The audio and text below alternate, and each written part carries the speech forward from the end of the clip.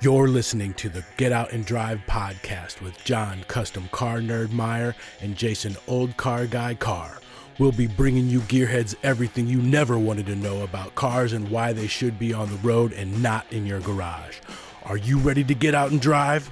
Folks, welcome back to another great episode of the Get Out and Drive podcast. My name is Jason, Old Car Guy Carr. I am John, Custom Car Nerd Meyer. So it brings up a good point to some of the budding safety features that were coming out as cars were becoming more and more popular and more people were being able to afford them. At some point it was safety started to become a concern. So they were trying to say, okay, what can we do that keeps this beautiful, stylish car the way that we want it to be, but we also want to implement safety without jeopardizing the look and the style of the car. So I think Joanne's question was, these are how are we, how do we get away from some of those features that we just don't see anymore, that they were trying to implement 50, 60 years ago. And one of them was was that little light detecting eye. Autronic eye. Yeah. So, John, why don't you tell us a little bit about what those were, what they did, what the purpose was for, and why we don't see them anymore in their intended fashion. Chevrolet's moniker, GM's moniker for that was the Autronic eye. Ford's name for it was Twilight Sentinel. And I don't remember if Chrysler had a name for that. They probably do, and one of our listeners will chime in with an answer. But GM's Autronic eye, and it first came around in I'm pretty sure 55 Cadillac, 54, 55 Cadillac. It was a electronic reader that you could drive around all day with your headlights on high beams, and it would see another vehicle approaching, and the light would sense in the little Autronic eye that was on the dashboard, a little egg-shaped thing, sometimes in the center, sometimes on the left, depends if it's a Pontiac or a Buick or an Olds or Cadillac. And it sensed oncoming traffic, and it turned your headlights down to standard driving headlights. And then as that passed, it didn't have any light input. It turned the high beams back on. That's incredible technology for the early 50s. Ford had that type of deal. Like I said, Twilight Sentinel, they had that all up through the 70s. And I remember my grandfather used to love it. He'd drive around with his Lincoln Town Car, and it had hideaway headlights. He'd drive around with the 4 headlights on. And Ford even went so far as to have it to where in the 70s, that you turn on the Twilight Sentinel, it not only would drop your headlights from oncoming cars, but it would turn your headlights on for you at night. You didn't have to do it. That was amazing technology back then. It was absolutely crazy. I couldn't believe that there were cars that you could walk up and touch the door handles, and the courtesy lights and the dome lights and things would come on. How did the car know you were there? That's amazing technology for an late 70s, early 80s Lincoln Town Car. Well, and we talk about people think that they're listening to you speak, John. They're saying, "Well, gee, I've got automatic headlights." Yeah, but we're talking today's technology. You've got automatic headlights in a small little sensor about the size of a pin on your dash. Right? These things were about the size of your fist. Yep.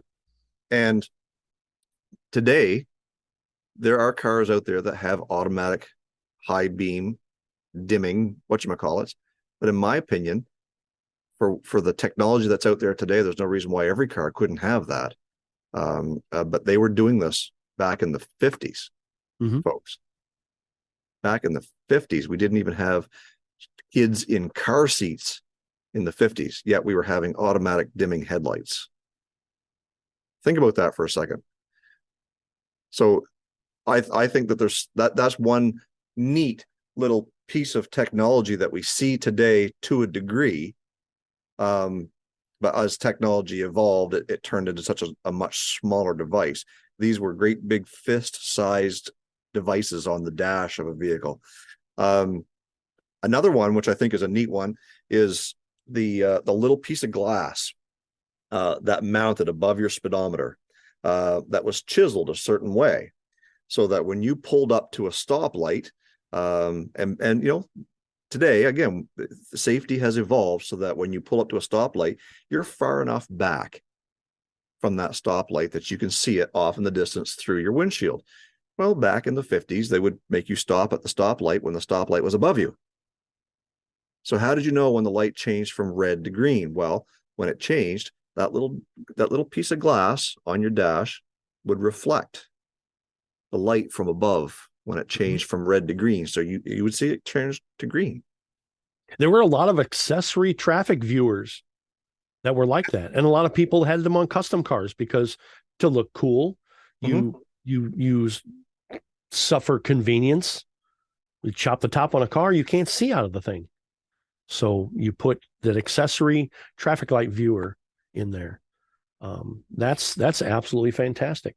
A lot of people cannot believe that a lot of the features that are very commonplace on a car now, the great grandfathers of that engineering, was on a Tucker, or even before that, cars had mechanical brakes. Ford didn't even have hydraulic brakes until 1939. Mopar cars had them in 1933. 32 was mechanical brakes. 33 was a juice brake car. You take a lot of these up and coming cars that aren't around today. You take your Packards, your Hudsons, your Nashes. A lot of these cars were innovators in safety, safety glass, rollover protection. The Hudsons were famous for their step down floors for a lower center of gravity. There's a lot of things that you just don't think of in that era of being safety, but somebody somewhere was thinking of these, and Tucker was a huge innovator in sending a lot of these safety features into play. If you guys don't know what a Tucker is, look it up. It's the most famous 3 headlighted car in the planet, where the center headlight would turn with your steering wheel. That is amazing technology for 1948, was it? Yeah, 1948. Yeah, so they were stylish looking cars. They sounded cool because they literally had a helicopter engine. Oh yeah, right. They had an air shifted transmission. Yeah. They had a little lollipops. Yep, and you didn't have a great big shifter. You just had this little tiny thing on the dash. Yeah, there's a little cylinder that comes out, and it has lollipops that are in it, and it pulls it back, and the vacuum switches another gear. And 100%, in my opinion, probably one of the most tragic stories ever told is the story of the Tucker. Yes. If you guys have not seen the movie, find it, or go to your Discovery or your whatever it is. Find out. Do some research on the Tucker. It was an amazing story of that car. Very few of them left still around, but lots of ingenious technology implemented into those cars. Oh yeah. The name of the movie is Tucker, the Man in the Machine, and it is the tale of Preston Tucker trying to have his own car company, and selling his vehicle with safety features, rollover, cage technology, disc brakes, fuel injection, padded dash, collapsible steering columns. It is an incredible story of an incredible person with a great idea of building vehicles, and he got squished by people that were scared of him. And before I ever came along and joined the Get Out and Drive podcast, you and Sean interviewed Sean Tucker and Rob Ida. That's correct. In an episode. And Sean Tucker, obviously being the grandson of Preston Tucker, who is still out sporting his very own Tucker to this day. I watched a YouTube interview on him not that long ago. Pretty neat to see that car being cherished by the namesake of that company. Anyways, way way off track. Mhm. What are some of the other features, John, that we saw become an innovator back in the day that maybe we just don't see today? 70s era Corvette, and also General Motors used it in Cadillacs, the tilt telescopic steering wheel. Right. And it obviously had the traditional lever on the side, and it was a tilt, but also had a little spin ring around the center horn button, and you'd spin it to the left, and you could move the steering column an infinite amount back and forth, and you could take that steering column and tilt it, put it down in your lap, pull it all the way back, and have that steering column in your lap. Yep. And when you want to get out of the car, you'd spin it clockwise and throw it back at the dashboard and raise it up. Like I said, that happened. I think they had that in Tornado as well and things, but any of the GM derivatives that were luxury cars, they had that tilt telescopic steering column for quite a long time. Ford, and I'm pretty sure GM had it as well, the swing out steering wheel in Thunderbirds and some other cars. They had, I think it was in Cougar as well, but you'd flip a lever and you open the driver's door, and the steering column was loose, and it moved out towards the passenger, or excuse me, towards the driver door jamb, toward the hinge panel. It made it easier to get out of the car. And speaking of making it easier to get out of the car, we can't forget swivel seats. Oh yeah, swivel seats. The old Cutlass, the in Pontiac, the 70s. Yep. yeah, the Pontiacs, those, like all those cars. Yep. You just grab a little lever on the side, and that little bucket seat would swing you out, so you could get your legs out. Yep. Like, as simple as that may sound, and as ingenious as that may sound, they don't do that anymore. As like, how many folks out there, our parents' age, could benefit from that feature today? They're driving Toyota Corollas, Honda Accords, they're driving Chevy Cruze, whatever they're driving, these small cars, and they're having to climb down into them and climb out of them. Why not make it a little bit easier for them by making that seat swivel? How ingenious. Yeah, Chrysler had swivel seats in the 50s. Yep. And GM had them. A lot of vehicles had the swivel seats. It was an amazing feature. I think GM, I don't know if Ford had it or if Chrysler had it as well, but I know for sure GM had, the driver could preset a speed warning, and you could set 55, 60, 100 miles an hour or whatever. And when the speedometer needle would come up, it's very simple. Speedometer needle would come up and it would touch a ground and it would light up the speedometer red. Some made an audible buzzing sound.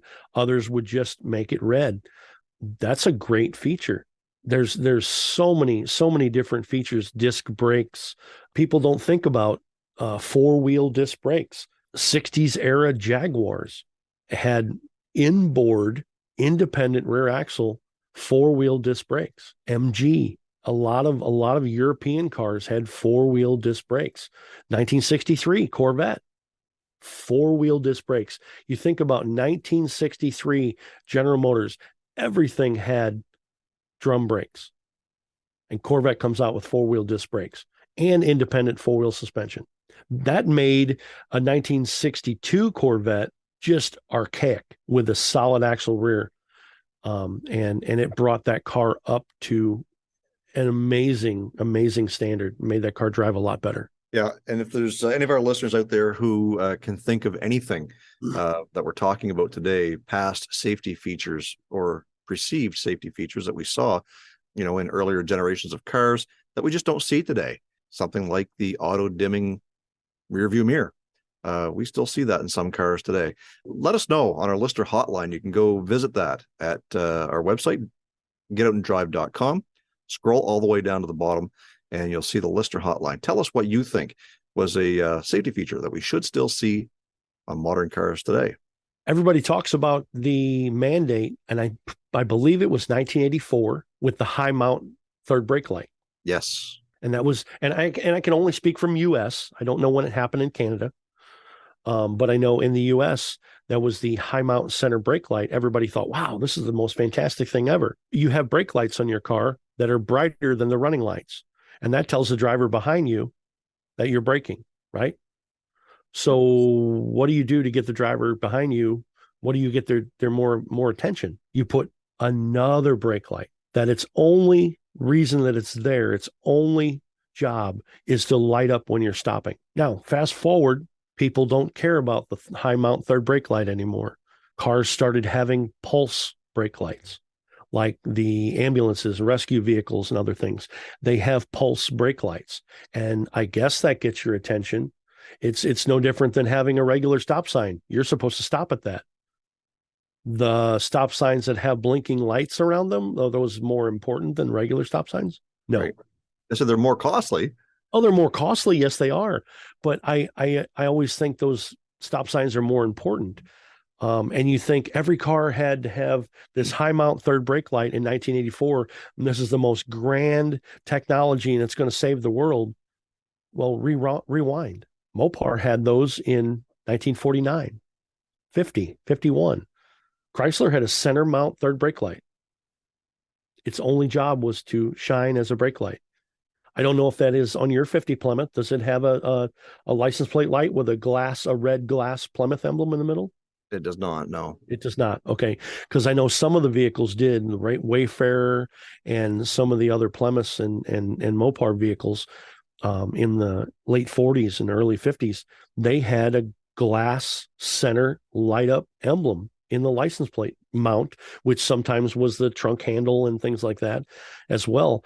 But people don't realize that that technology was already happening way back then. Yeah.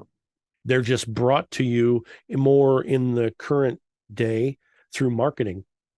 That, wow, this is a new safety thing. They don't realize how long that's been around. It's just been brought more to the forefront through marketing. And I don't want to say shoved down your throat, but people learn about it more through marketing.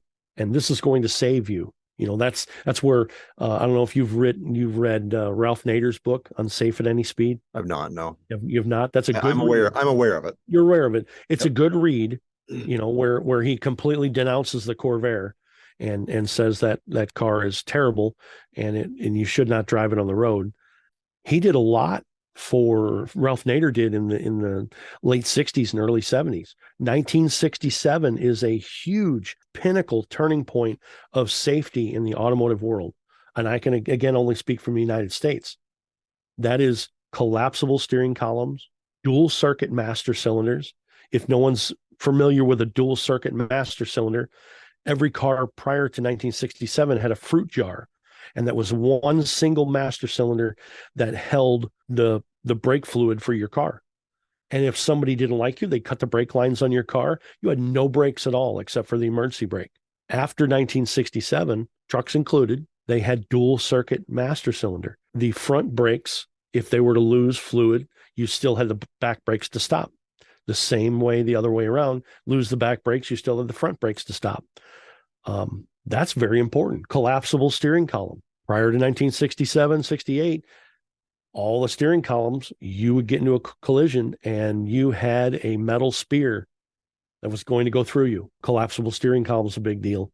Later on, 5 mile an hour bumpers, collapsible bumpers. I agree. I hate them.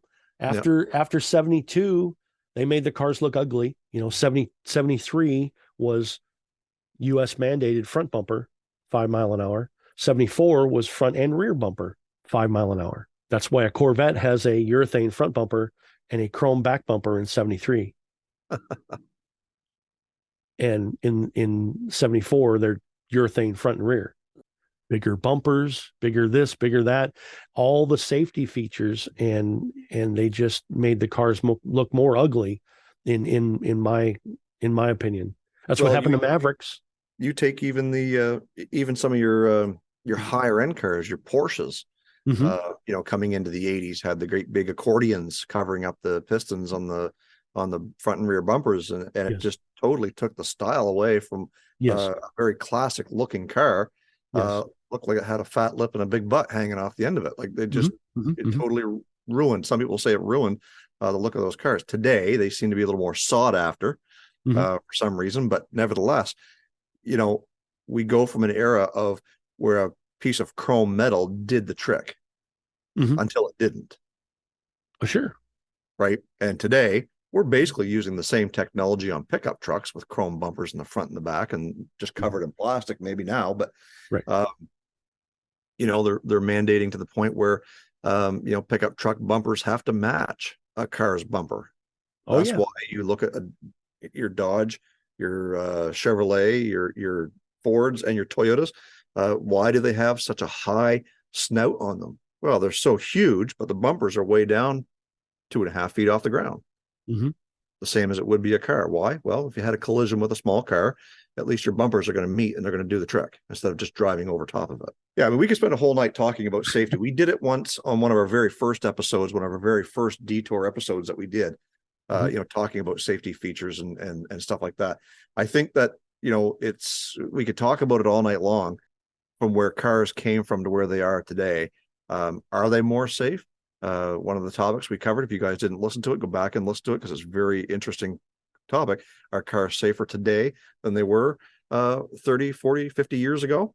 Because you keep in mind, back then you had to drive the car. You had to feel it. Right. Or you had to be aware of your surroundings. Today, your car does all that for you. So are you safer in today's cars than you were 30, 40, 50 years ago? Again, let us know on that listener hotline. Tell us what you think. And maybe you can even tell us what your least favorite modern day safety feature is on today's modern cars. If you do, we will make sure we get something sent out to you as a little thank you for leaving a message on our listener hotline. Racing Junk is the #1 racing and performance marketplace where you can post your racing junk for free. Parts, engines, race cars, trailers, project builds, muscle cars, chassis, tires, and so much more. Buy, sell, trade, and browse on Racing Junk and turn your garage into cash in your pocket. Or find that next dream on the site, built by gearheads for gearheads. And best of all, there's no transaction fees. 100% of what you make through your ad is yours to keep. Cruise on over to our website, getoutanddrive.com, for all the info you never wanted to know about our podcast. Hit us up on our listener hotline, be the first to know what's happening, get industry news, and grab your Get Out and Drive merch. Connect with us on social media. Find us on Facebook, Instagram, and TikTok. Follow us on Twitter at Get Out and Drive Pod. What drives you?